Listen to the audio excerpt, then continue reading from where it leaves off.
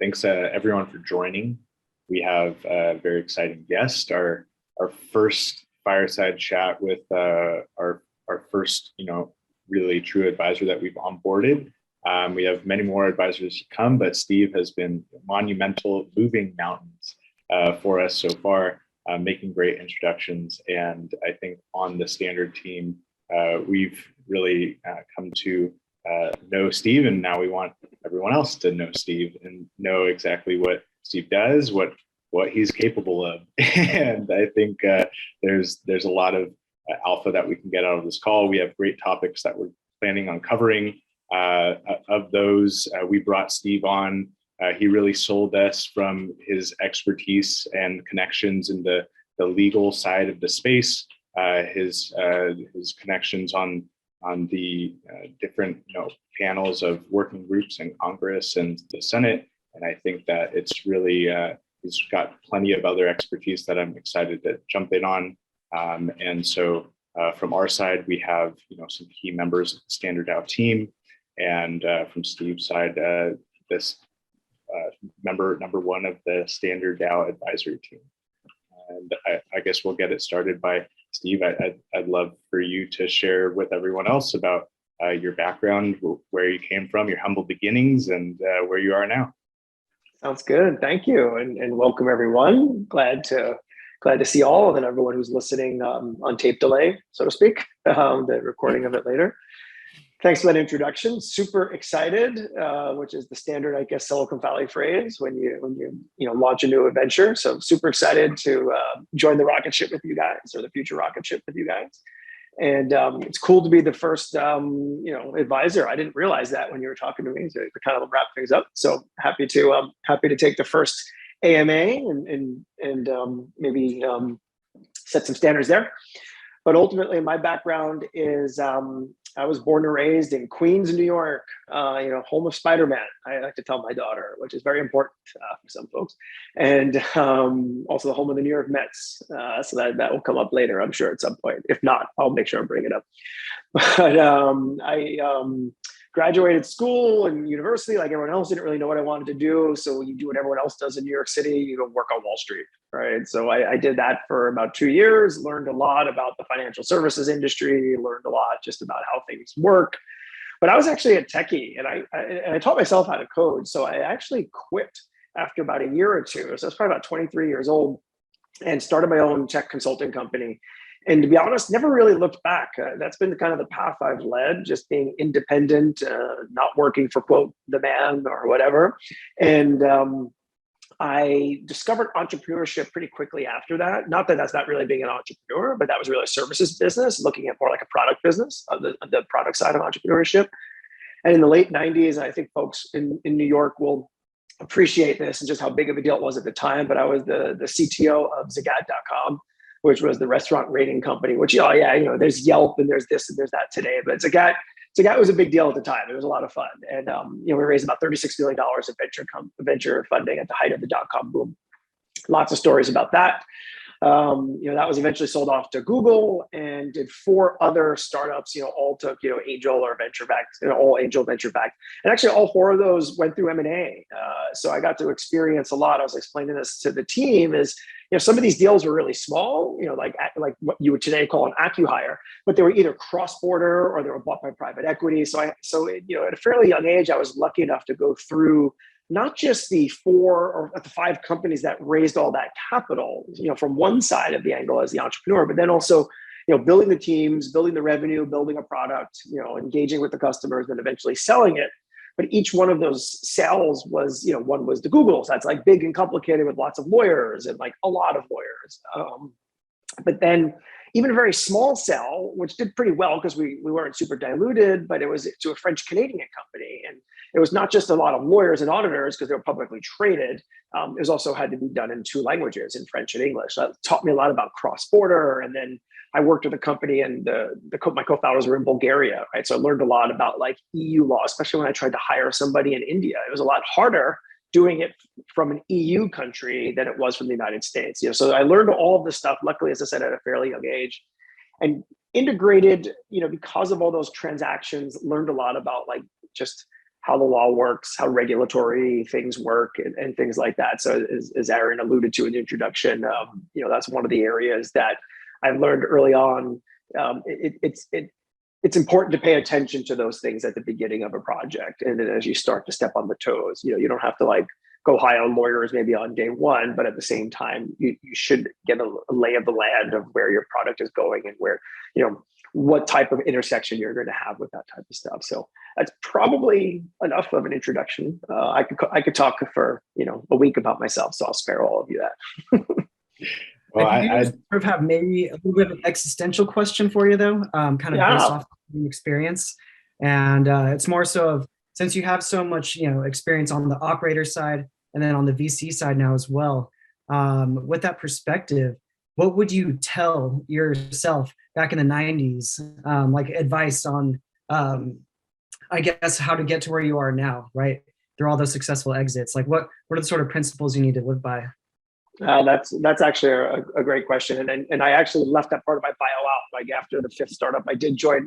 I built, so it's still entrepreneurial. I built a small VC seed fund with a couple of partners.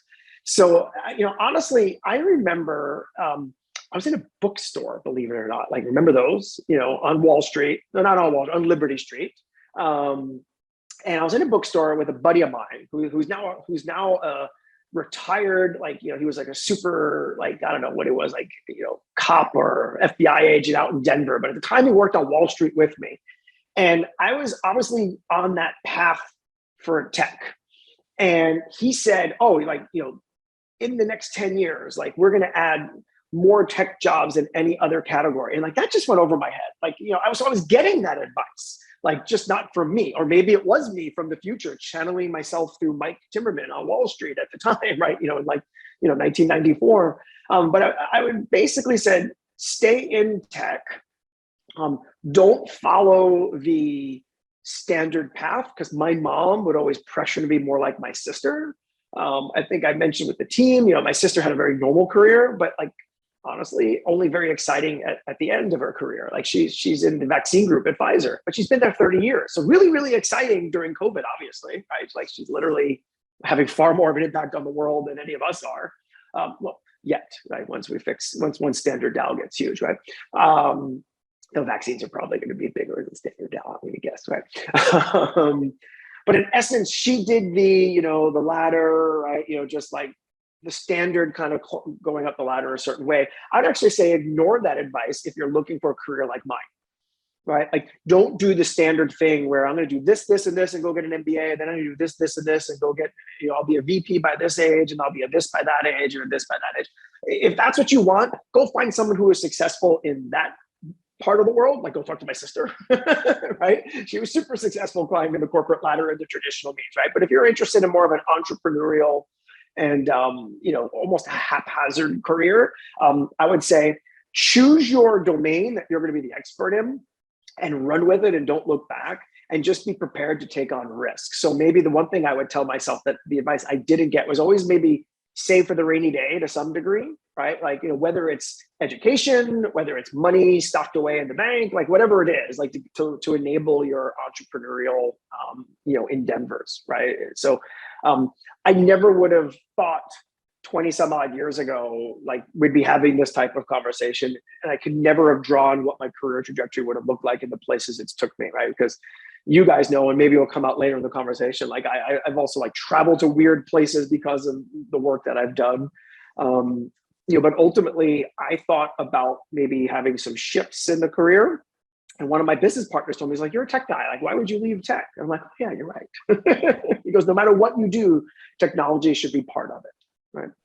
So actually, Steve, you kind of touched on it in your intro. You had a great M&A practice, essentially, with 5 different businesses. You've obviously had to navigate certain elements of risk and learn on the fly. I'd love to kind of dig into that and understand a little bit more about those risks, the things that, as an entrepreneur, they don't teach these things in school. And essentially you were the one writing the book for yourself and potentially for everyone else. Yeah. So I think the first thing is you have to really have a healthy relationship with risk. And you have to understand that this is not going to be a normal path, or maybe risk isn't the right word. Uncertainty is a better word, right? Like, so my wife has a relatively normal job. As I said, my sister has a normal job, right? While those businesses that they work at that are big established businesses could go under, like we saw Enron, right? We saw Lehman Brothers, right? Like there's risk everywhere. It's more the uncertainty, right? Like if you were a banker at Lehman Brothers and Lehman Brothers crashed, like there's like 1,000 other types, maybe not as lucrative, maybe not what you want, maybe not in the same city, but like if you're an investment banker, there's jobs in investment banking, right? If you're like an entrepreneur and your business and you're building a one-of-a-kind business and your one-of-a-kind business fails, like then what's next, right? That's the uncertainty that I'm talking about. Like, so like risk is risk. You have to have a healthy relationship with risk. You also have to have a healthy relationship with uncertainty. And I've learned this later in my career is entrepreneurs who go and want to build a product and then go build said product typically don't succeed. Like in the history of startups, like, maybe 1% have been like that, where like entrepreneur wakes up with like, an idea from divine inspiration, and goes out and builds that idea exactly how that idea was, presents it to customers, and customers goes, this is exactly what I wanted. That person was named Steve Jobs, and he didn't even have 100% hit rate. And I hate to say it, but he's also dead, right? And there's no replacement. So in essence, for all of us, we have to be careful with the uncertainty and realize that all of our ideas, all of our aspirations are going to go through massive iteration, and you have to be comfortable with that iteration. I joke at Fresco, at my main job here, I say to the team, like we're coming up with ideas for something, and I'll put forward an idea. Like, and let's just use simple things. I'll be like, let's do teal, right? And then 5 minutes later, I'm advocating red. And like in the beginning, when they first got to know me, they're like, what are you're arguing against yourself. I said, I reserve the right to change my mind mid-sentence, right? I go based upon the changing market conditions, right? So in essence, it's about being extremely flexible and comfortable with that risk and uncertainty. Yeah, no, amazing. I think that there's a lot of implication that we could get into with the current market environment of blockchain and crypto. But I'd like to, before we go down that hole, I'd like to keep it kind of where you started in those beginnings. Was there like a specific business where you probably learned the most about the technology space, the regulatory space, and even the M&A that you're talking about? And could you discuss a little bit about that? Yeah. So before Fresco, which is the VC fund that I run with 3 other partners today, I really only had 6 jobs. One was a real job, with those defined ladders, and I learned a lot. But to be honest, I also I learned what not to do, right?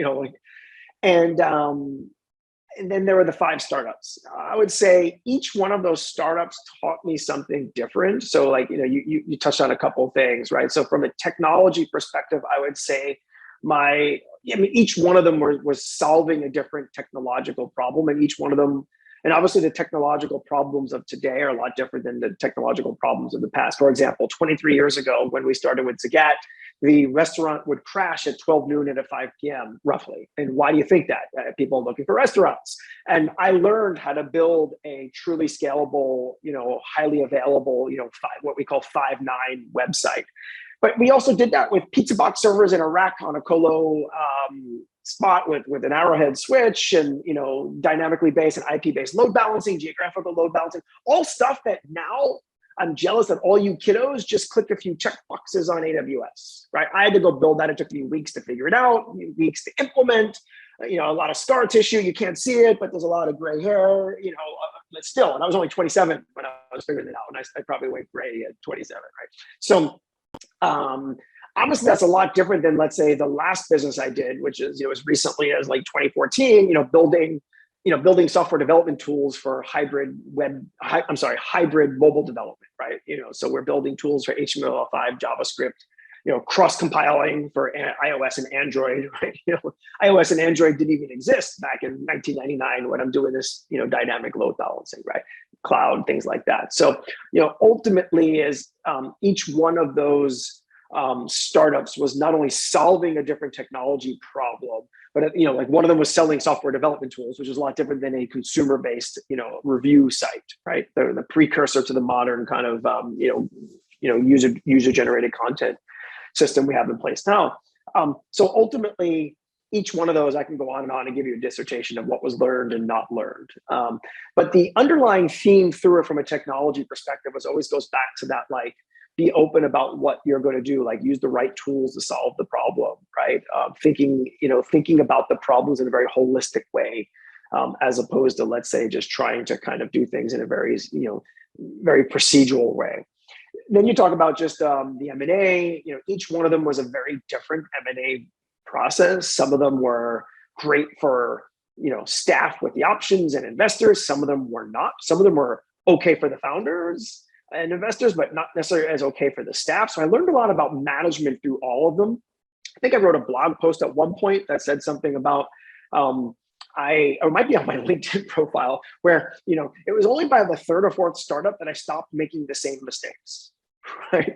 I made new mistakes, but I stopped repeating the same mistakes, which means I'm a slow learner, which means if I actually was a fast learner, it sounds really impressive that I have 5, like VC-backed startups with 5 exits, but like maybe if I was a fast learner, I'd have 10 and I'd drive a Maserati or, whatever, right? So, I mean, ultimately I started identifying these patterns and trends. And some of those patterns were pretty simple. Like, avoid premature scaling, right?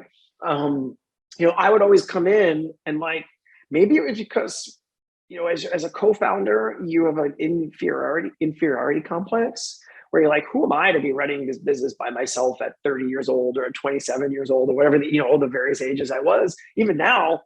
And it was, oh, let me go hire people who know more than I do. And those people tend to not be startup people. So they bring those big company mentalities into the business. So I've always argued is you want to hire the people and bring the people into your enterprise at the right times and at the right stages. Like, for example, I was the guilty of this. I would be banging on the table. I remember once with my co-founders, like we were promoting developers to run marketing. I mean, I thought it was ridiculous, right? In retrospect, it was the right thing to do because I'm like, can we just go on LinkedIn, find someone whose title is VP of marketing at a company like Nike or Starbucks and hire that person?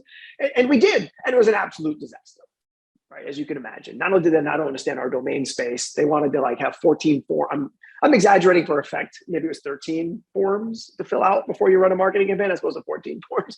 But bureaucratic, big company mentality, as opposed to like rough and tumble, nimble, like from a startup perspective, right? So, and then the other thing about that is we would always want to hire somebody from like, okay, what's a successful startup? Like, let's go hire someone from Google, right? When we're 5 people. Well, someone who works at Google now, when they have 100, they just announced that they hired their 150,000th employee. Like, honestly, you don't impress me if you're employee number 151,000 at Google. Sorry, you don't.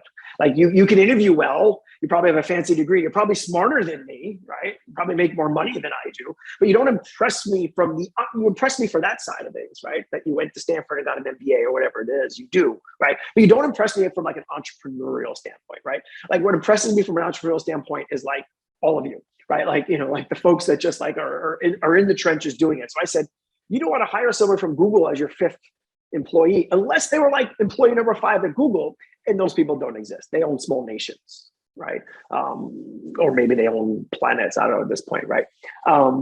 So learned a lot of that, and then when it comes to regulatory, definitely learned a lot.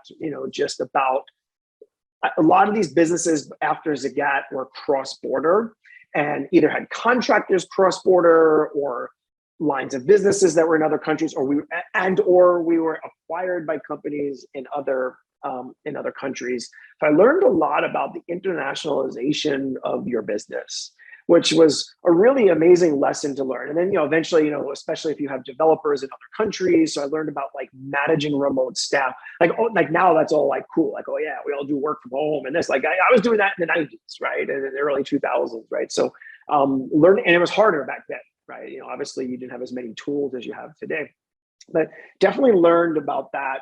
And then lastly, you mentioned like regulatory is, we definitely had a company when we sold the company, we were pulled in front of the regulators. And it was actually frightening because this was about 13, 14 years ago.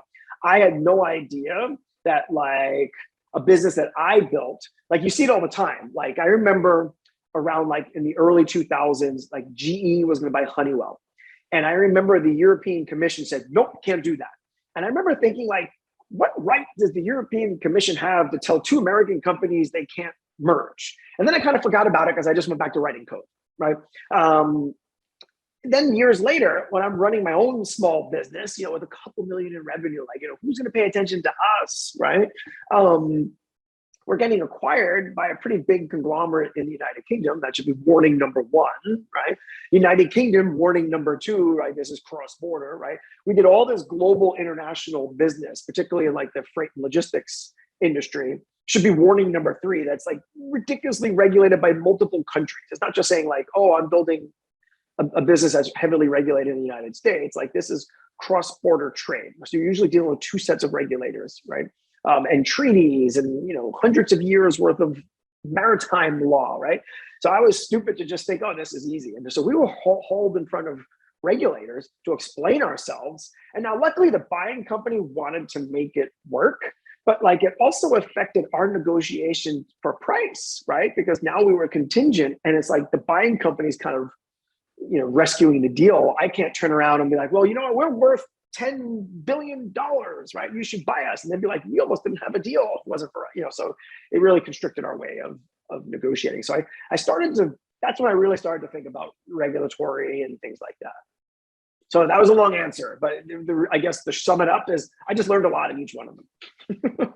Yeah, that's amazing. And I think that's actually a really good segue to, the billion-dollar question. What is the biggest risk that's looming for crypto? And however you want to approach that, have at it.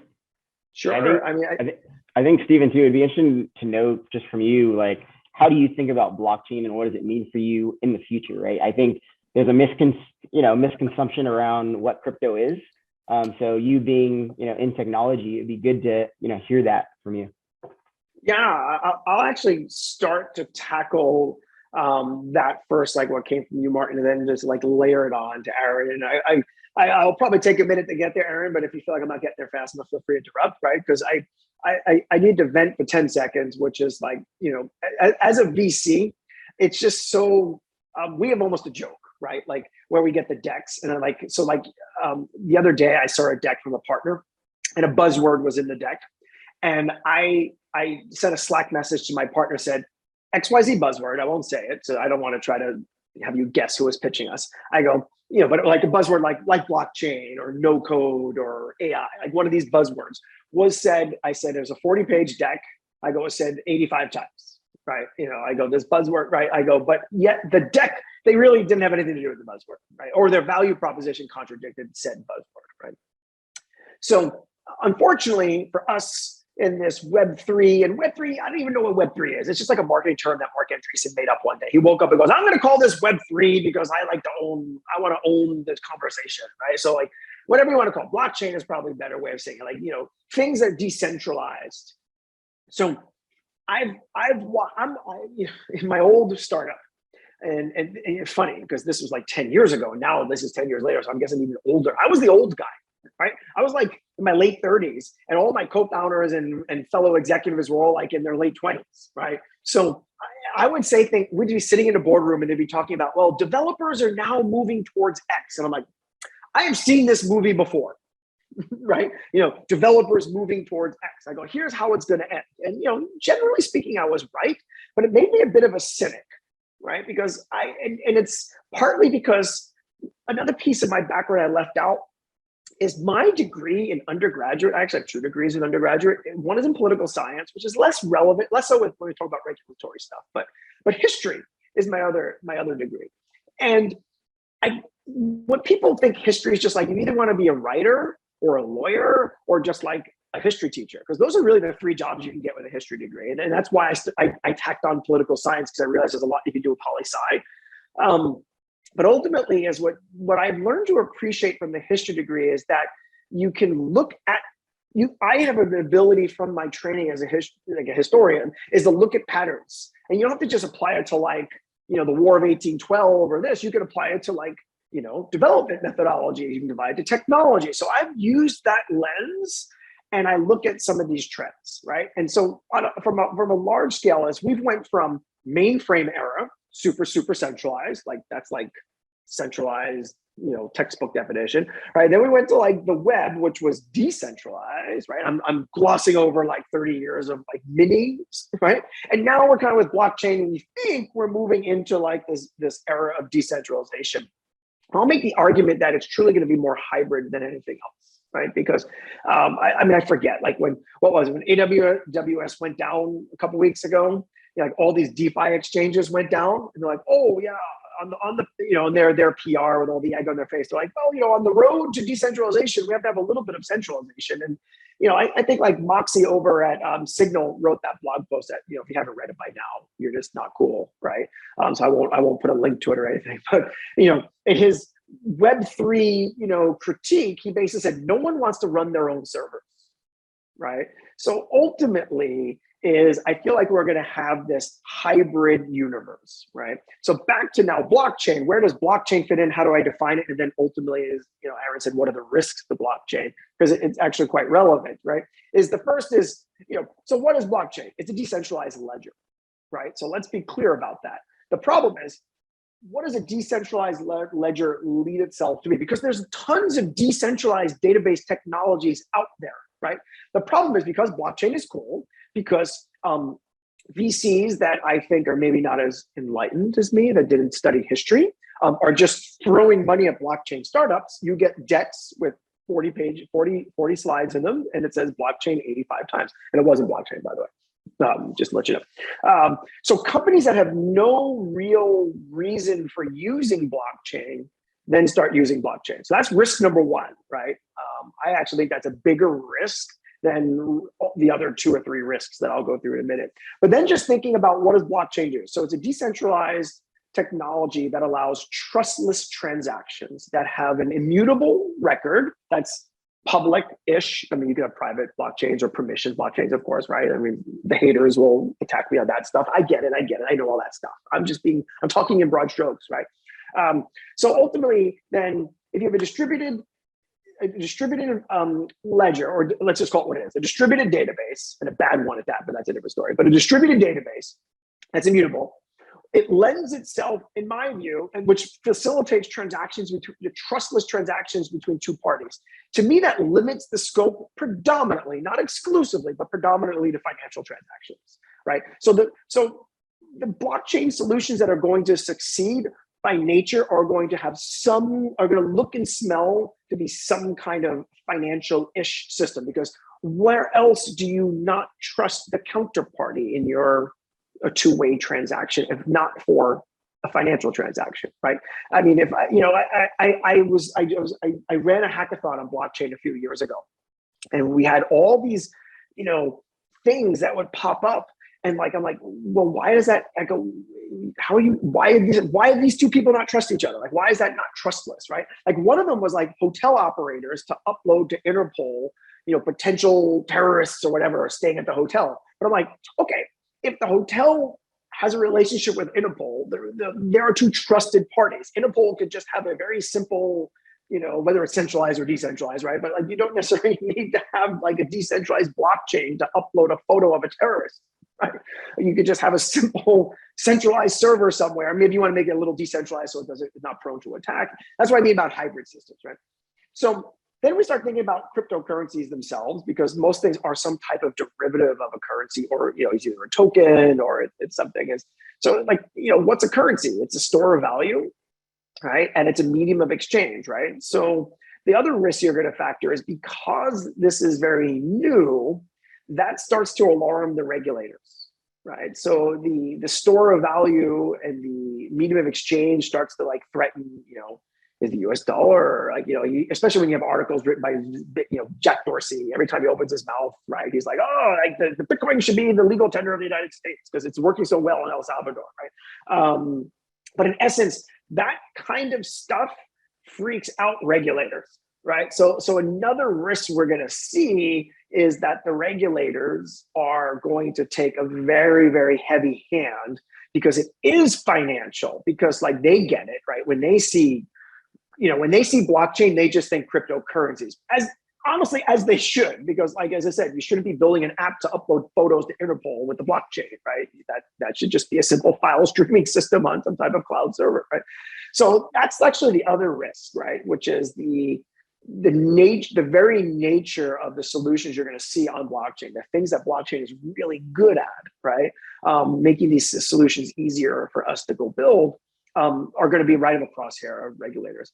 And then the third is, as people rush into things, there's going to be a lot of startups, there's going to be a lot of figuring things out, which leads to the whole nefarious side of things, right? Like, and the web suffered through this too, right? The web suffered through, like in the early days of the web, there were scammy websites, no one wanted to put their credit card. That stuff ironically gets solved with, the relationship and the integration with the regulation, right? So the third risk, I'm not as worried about the scams. Like when I tell people like, oh, you work with crypto, and they're like, oh, that's all scams. I'm like, yeah, I go, you said the same thing 25 years ago about the web. I'm not too concerned about that, right?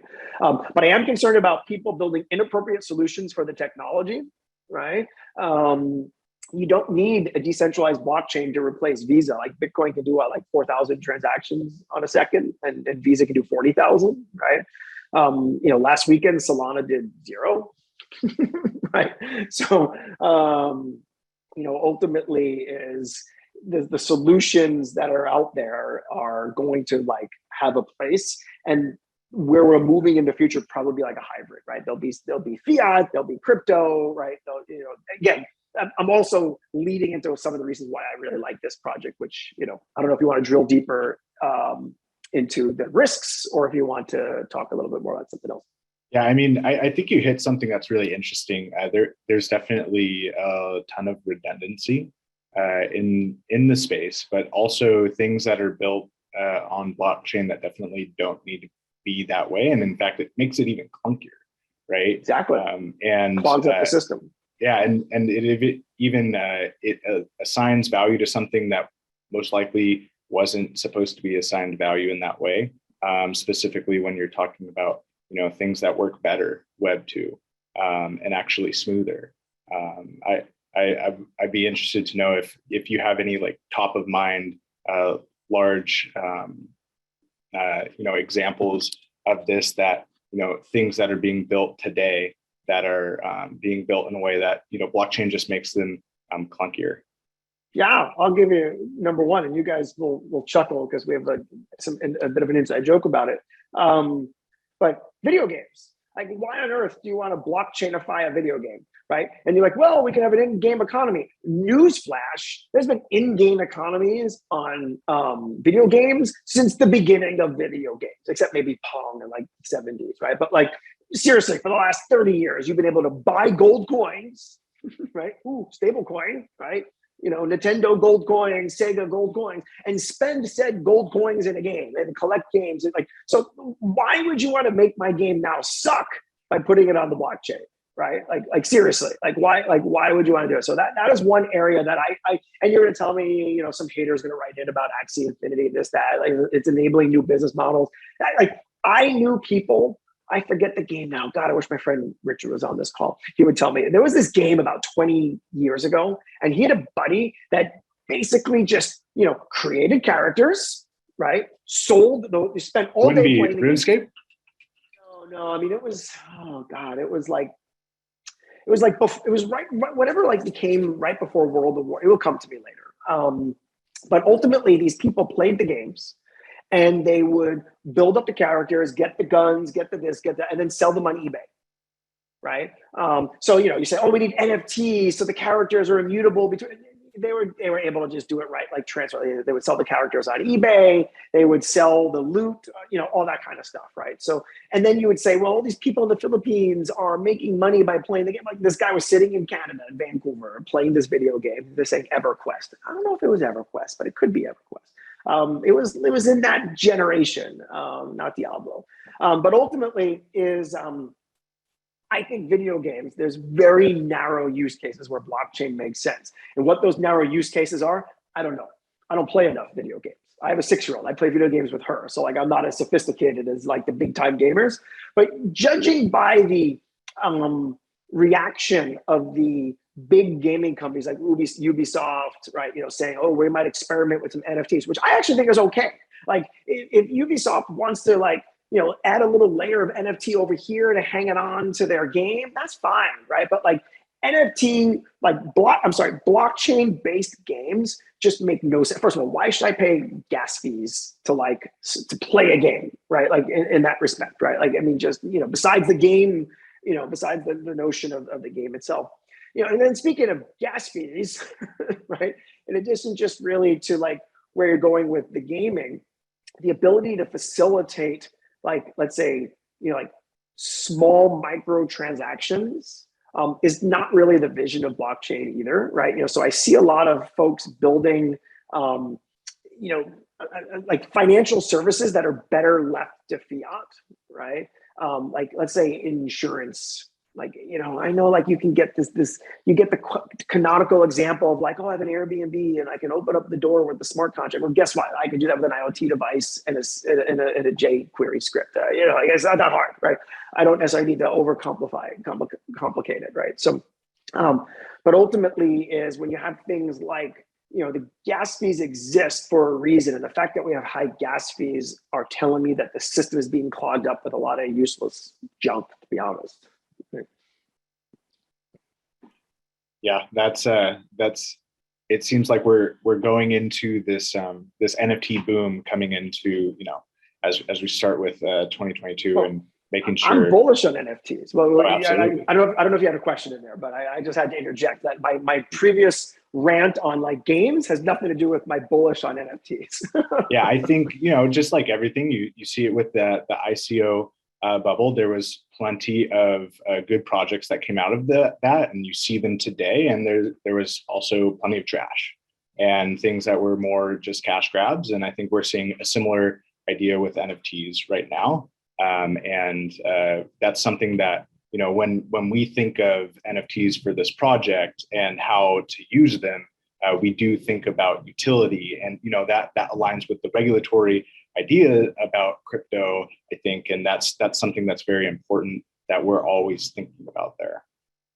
Yeah, I couldn't agree more. I think on one hand, the people criticize NFTs the way I criticize, let's say, the video games that were just, quite frankly, just making an experience worse, right? Like, meaning is anything that by choosing any form of technology, doesn't have to be, because obviously I wouldn't be here if I wasn't bullish on blockchain. I'm just bearish on improper uses of blockchain, right? So in essence, if you're going to go take my experience of playing a video game and make it worse because of your technology choices, or more expensive because of your technology choices, then you chose the wrong technology, right? So with NFTs, I feel like the market will weed that out, right? Like if you're building an NFT that is just so silly that the gas fees are because NFTs are only going to increase in its popularity, especially now you see like all these more mainstream places doing NFTs. Like I missed it this morning, but I've been trying to buy the Associated Press photography NFTs, but it's at the exact time I go to the gym because they're on East Coast time. I'm in the gym at like 6:30 in the morning. So it's like,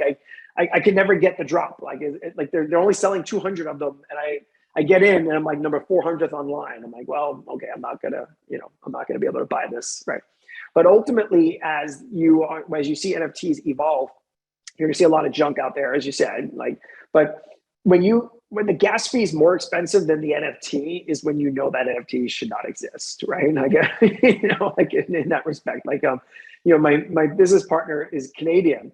And he was able, I forget what it was, but he claimed some NFT that like the Canadian government or whatever was producing, and the gas fees, were like $100 to go, but it was like an honorary thing, so he paid it, but he's like, I won't do this again. He's like, I don't want to go pay all this money. I did it the first time because it was fun, right? But I'm not going to go do it another time. I think you're bringing up some good points there about like, where the technology is right now. We're a little bit too early on some stuff, right? Like maybe one day they will make a video game that is as compelling as others, right? And, the gas fee won't really be an issue, right? But, when you're talking about stuff that's, I guess, not ready or just not there yet, obviously you decided to join StandardDAO for a reason, right? And on our advisory board. So maybe you could go into a little bit of what, interests you about what we're working on. Yeah, I'd love to. So if you remember a little while ago, I said, I believe that blockchain is being overused in a lot of areas, and that overuse gets you a lot of clogging of the system on one side and a lot of scammy, weird behavior and just bad reputation on the other side. It doesn't even have to be scammy. It could just be like Axie Infinity, I think, is negative for blockchain, not positive for blockchain, right? Okay, so and then I'm ignoring the whole environmental side. We can table that discussion for a later date. So then what is blockchain good for? As I said, usually it has to do something with financial, right? So then let's go into, my problem with Bitcoin, right? Is, okay, great. So Bitcoin, I bought some Bitcoin a long time ago. Is it a store of value? No, right? Because I'm not really storing value. It's got wild fluctuations. It could go to, it's a speculative asset is really what it is. It's definitely not also a medium of exchange. Right? Anyone who's ever bought anything with Bitcoin will regret it, and probably regrets it already the next day when they read an article that Bitcoin is going to 10 million or whatever, Tim Draper says and Jack Dorsey says it's going to go to, right? So when you guys pinged me, I saw something that was pretty cool in very specifically by trying to build a floor with a standard back with your standard backed assets is now what you're doing is kind of getting the hybrid approach, which if you read between the lines of the last 10 minutes of me talking about blockchain, you'd be like, how is he so pro blockchain but has got all these problems with blockchains? Because I feel like Web3 and blockchain is always going to have a lot of hybrid approaches, right? So like a video game that hangs an NFT off of it is perfectly fine. But the entire video game being blockchain based today doesn't make any sense, maybe in the future. So I really believe it's more like Web 2.5, right? Is the direction we're going. Lots more decentralization with a little sprinkling of centralization, right? So in essence, StandardDAO to me feels like it is a hybrid approach to this medium of exchange / store of value, right? And it's very exciting looking at the ability to then say, well, we're going to go build something that has a value, and then on the flip side, it has a utility, right? Which then could become some form of medium of exchange, or it could be, the possibilities are endless, right? Of where you can go with it, and that speaks to the inner geek in me and the inner economist in me. I also study a lot of economics too, right? So.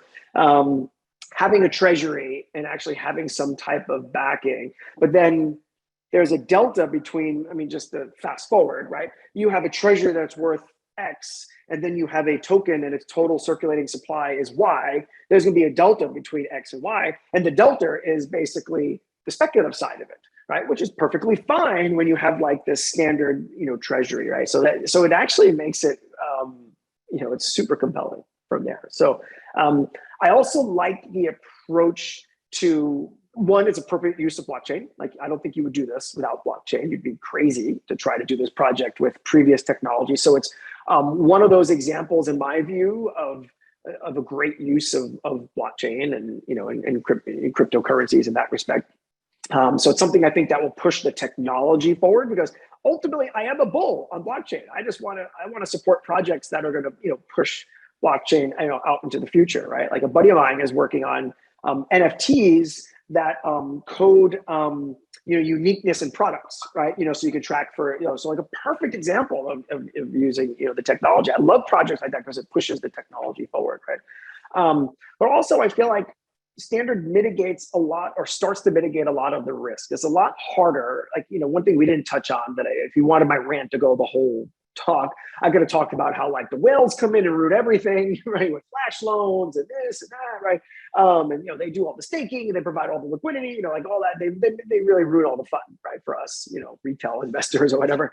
I feel like it's a lot harder for like all of that to happen, right? Like the income, inequality, so to speak, precisely because you have the treasury and you have the tools in place to work with, to function more like an operating kind of economy. And then, lastly, you guys have in this project has a, while it's a very ambitious goal, it's also, what's the right word? It's not like you approached me and said, hey, we're going to replace the US dollar and we're going to, do all, like everyone's going to buy oil using the standard token. And like, you have like these anarchists and, like techno-libertarians, which I used to kind of sway a little closer than maybe to the mean, away from the mean in my past.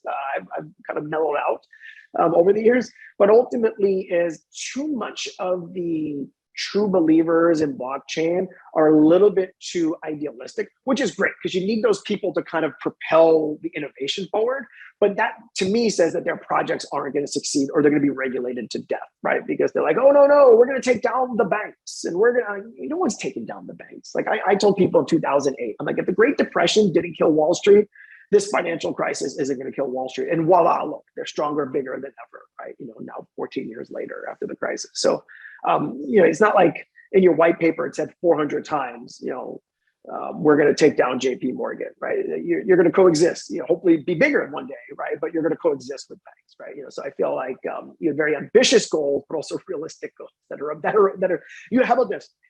Ambitious goals that not only push the innovation and showcase the technology, but that actually are achievable, even with the regulatory risk and the technology risk that I outlined in my rant 10 minutes ago. Yeah, one of the things that really brought, Martin and I together on this was there's plenty of innovation already in the space. And there's also plenty of, bright minds working on really interesting and unique concepts outside of blockchain, right? And this becomes an idea that we can bring some of the most, secure and potentially decentralized, over time, right, aspects of blockchain together to then tap into some of those bright minds, really interesting projects, and start to be able to bridge that gap between, centralized finance and decentralized finance in a way that it actually does make a lot of sense. It brings a lot of value to people in ways that they actually didn't have access to before, and that's something that's really intriguing for us, from a social perspective and dynamic as well. And when we are, thinking about the products that we're building, right, and the things that we're actually, building on top of the treasury that we do seek to build, these structured products that we can then roll out to start to bridge the gap for people in that are not crypto native, right, and start to build things that can translate the efficiencies of blockchain and financial services to those folks with also, start to break down, the high fees and the lack of true yield that you get in a bank account that we're currently seeing. Yeah, I mean, I think crypto, it tends to live in this like silo, right? And it's really important to bring in professionals from a bunch of different audiences into the space, and I think that's what we're doing a good job of right now, with perspectives like yours, right, to come in and actually shape something that actually makes sense. But it's actually interesting too. You kind of mentioned you have a history background, and you got to know where you came from to know where you're going, right? And that's a big part of this as well, and why advisors like you and the 30 that we're bringing onto the team, help in a big way there. Yeah, and I appreciate that. But your perspective, I'm glad you mentioned that, because I take it for granted because you've already told me that, and for the wider audience getting to hear it, because I feel like today the problem with trying to solve some of the problems that you envision solving, it just doesn't work from either an expense, I can't believe that we're talking about sending remittances back. That's actually more expensive than Western Union, right? That's amazing, right? Like that people are actually proposing that with a straight face. And obviously you guys are not, you're actually trying to solve it to make it pennies, not dollars or hundreds of dollars, in that respect. And then, all of the utopian folks, again, I don't want to knock them because we're actually standing on their shoulders, but the original kind of crypto OGs, right? They were truly, especially like in the Ethereum, after Bitcoin, right?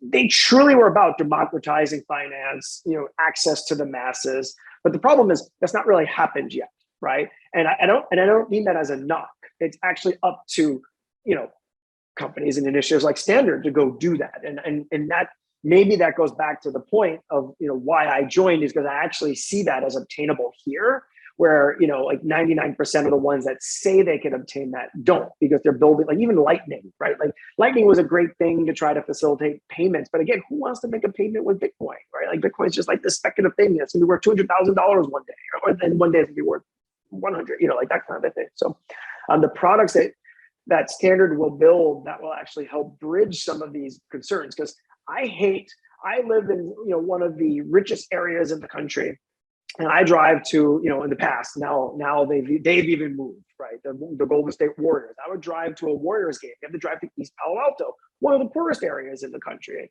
and you always know. And I remember this living in Manhattan. When you're in the bad neighborhood, I hate using that term, but is when you see check cashing places, right? When you see, because the true, nature of why we have cycles of poverty is because folks that are either down on their luck or were just unfortunately born into, poor families, don't have bank accounts. It's staggering to know the percentage of people that don't have bank accounts, and you can't do much without a bank account. Right. There's a lot of movement here in San Francisco to solve the homeless problem.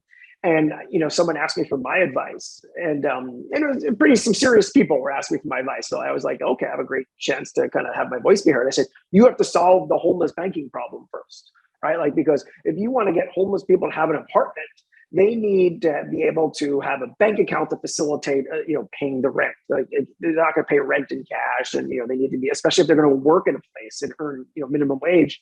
They need a place to store it, not take 20% of it as check cashing. Like I for one would think if we did one thing at Standard was eliminating the check cashing industry, I would say we should get the Nobel Prize in economics and peace simultaneously, right? Because I feel like that is the check cashing places. And don't get me wrong, they're fulfilling a market need. Like they are evil people, but in essence, it's not the check cashing people's fault. They're just responding to incentive. That's capitalism, right? Like in essence, the situation that creates the need of a check cashing industry, which is basically the banking industry and the way that it operates today in this society.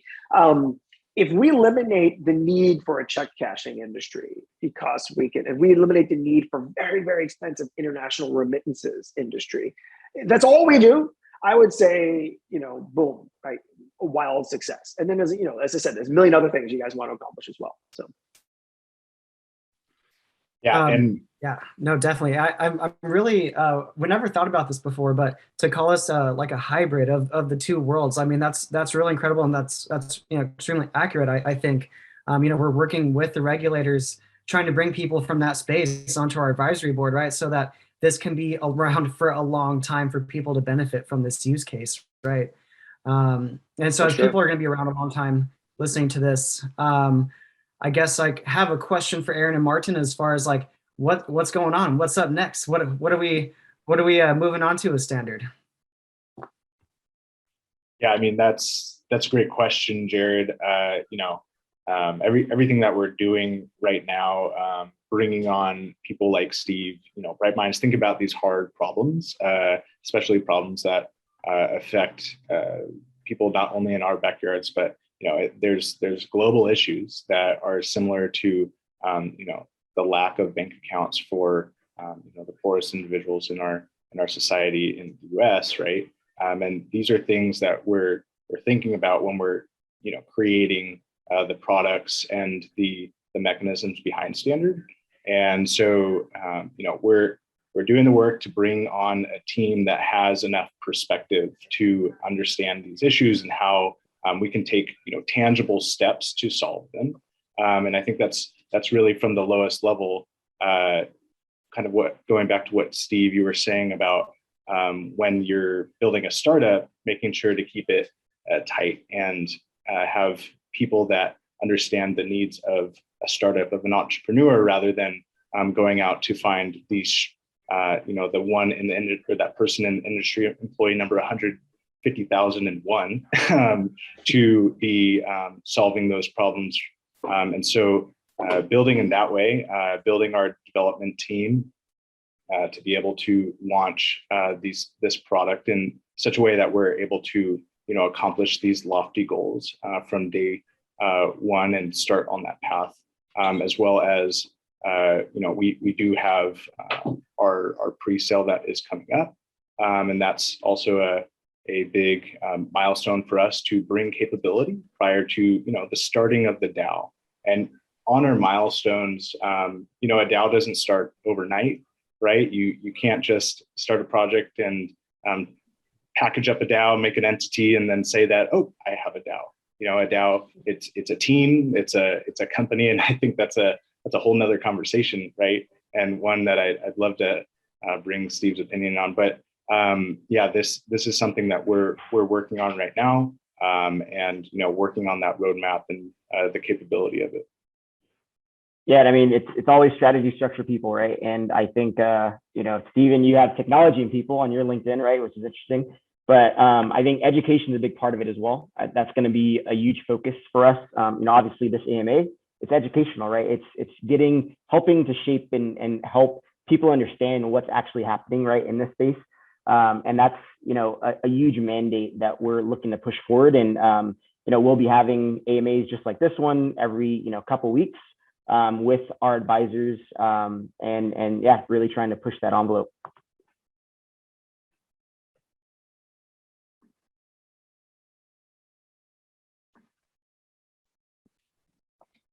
Yeah. So Jared, did you have any other you know, driving questions that? I mean, I don't think anything that comes with a short answer. Yeah, I think so. I think if we launched into this, we could go another hour. So Easy. For sure. Yeah. Talk about NFTs for an hour. Yeah. So actually, Steve, I have a question for you. So what's on the front for you from kind of the things that you're doing with Standard? I think that could be pretty. Sure. You know, so I think there's two areas where I'll be hoping to add some value. The first is actually probably three areas. The first is just as Martin mentioned, I come from a background of, you know, product development, software development. So just introducing the team to some of the players in the space to, you know, look for some help there. Another avenue is thinking through what a VC round would look like. You know, so it's the simple fact that I do have sat on both sides of that table, which is like the lingo for basically saying I've raised money as an entrepreneur, and then I've been pitched and, you know, been a VC, you know, for the last number of years, right? Actually, you know, writing the checks, right? So thinking through those strategies, you know, there's no real conflict with, you know, Fresco. My business doesn't really invest in tokens at all, but also just doesn't invest in businesses like Standard. So there's no real, you know, there's no real conflict there. And then lastly, thinking through the regulatory framework. If the folks that have been listening the whole time can remember, you know, I was frightened a number of years ago, right? That a business that you know, small, humble business, and I was looking for quite frankly, my payday, right? Like I was looking for my exit. And the fact that, you know, one little regulatory like sentence, you know, could have torpedoed the whole deal, you know, really changed my outlook on regulatory and things like that. So, you know, one piece of my bio that might have, you know, we kind of glossed over, but, you know, that history, political science degree has always I've always kept an eye on just the inner workings of just, you know, politics, regulations, things like that. And I've done a lot of work, as was mentioned before, with the US Congress, a little bit in Brussels with the European Commission.